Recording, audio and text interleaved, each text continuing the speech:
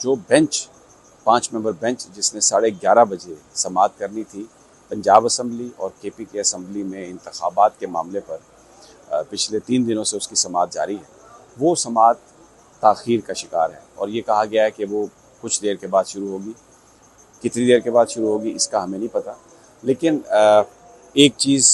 यहाँ पर बहुत ज़्यादा इस वक्त स्पेकुलेशन है। जो हुकूमती ज़ोमा हैं वो भी यहाँ पर हैं, राना सनाउल्लाह भी हैं, इसके अलावा वकला की भी एक बड़ी तादाद है और ये सारी सिचुएशन क्रिएट हुई है। कल जो काजी फ़ायज़ ईसा साहब की सरबराही में एक 3 मेंबर बेंच ने अक्सरियती फ़ैसला दे के ये कहा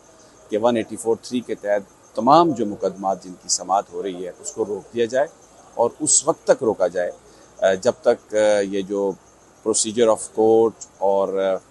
सुओ मोटो के इख्तियारात के मामले में जो बहस चल रही है, जिसमें पार्लिमान में भी लेजिस्लेशन करने की कोशिश की है, एक्ट ऑफ पार्लियामेंट के ज़रिए जिसको इन्फ्लुएंस करने की कोशिश हुकूमत ने की है, कि जब तक उसका फ़ैसला नहीं आ जाता तो तमाम समाअत रोक दी जाए। अब वो जो 2 मेंबर जिन्होंने बेंच के जिन्होंने इसकी हमायत में कहा, एक उनमें अमीनुद्दीन साहब हैं जो इस 5 मेंबर बेंच का भी हिस्सा हैं और एक काजी फ़ायज़ ईसा साहब। मैं पिछले वीलॉग्स में आपको बता चुका हूँ कि शाहिद वहीद साहब जो थे उन्होंने इस पर डिसेंडिंग नोट लिखा है अपने हाथ से कि जो पॉइंट इस फैसले में आए हैं वो पॉइंट इस मुकदमे का हिस्सा ही नहीं थे, इसलिए वो नहीं समझते कि ये फ़ैसला सही है। इसके बारे में उन्होंने कहा कि वो डिसेंटिंग नोट एक अलहदा से तहरीर करेंगे। तो आज एज़ एक्सपेक्टेड जो समाअत है वो ताख़ीर का शिकार है। ऐसा लगता है कि आज भी उस तरह की जो कार्रवाई है वो मुतवक्को है या एक पॉसिबिलिटी हो सकती है। मैं यहाँ पर कोट करूँगा एक अमरीकी सहाफ़ी का जो एक ट्वीट है, कैरन फिशर, जिन्होंने अनवर इकबाल साहब जो डॉन के नुमाइंदे हैं वाशिंगटन DC में, उनको कोट करके ये कहा है कि हुकूमत ने प्लान कर लिया है कि चीफ़ जस्टिस उमर अताब बंदयाल को उनके ओहदे से हटा दिया जाए और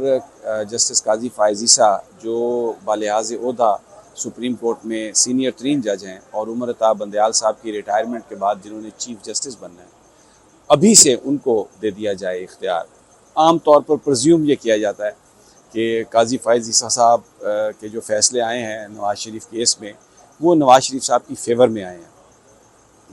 यानी नवाज़ शरीफ साहब को उससे रिलीफ मिला है। हो सकता है वो कानून और आइन के मुताबिक ही हो, लेकिन जो परसेप्शन है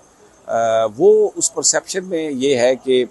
काजी साहब को जो रिलीफ है, जो नवाज़ शरीफ ख़ानदान को या PDM को जो रिलीफ है, वो उमर अताब बंदयाल साहब के जो बाद की रिजीम है वही दे सकती है। और इसीलिए जो यहाँ पर ये स्पेकुलेशन है कि जो तारीख़ दी गई है इलेक्शन कमीशन की तरफ से 12 अक्टूबर की, ये भी वो तारीख़ है जब रिटायर हो जाएंगे सदर मुमलिकत भी और चीफ़ जस्टिस उमर अताब बंदयाल भी। तो ये एक स्पेकुलेशन है यहाँ पर कि ये तारीख़ इसलिए दी गई है कि जब ये इनकी रिटायरमेंट हो जाए तो उसके बाद फिर ये इलेक्शन भी हों और उसमें फिर इमरान खान साहब नाअहल हो सकते हैं, उसमें नवाज़ शरीफ साहब को रिलीफ मिल सकता है। और ये नून लीग जो है उसकी ये ख्वाहिश और कोशिश है कि जब तक ये रिजीम इस वक्त सुप्रीम कोर्ट की चेंज ना हो, ये मामला टेकअप ना किया जाए।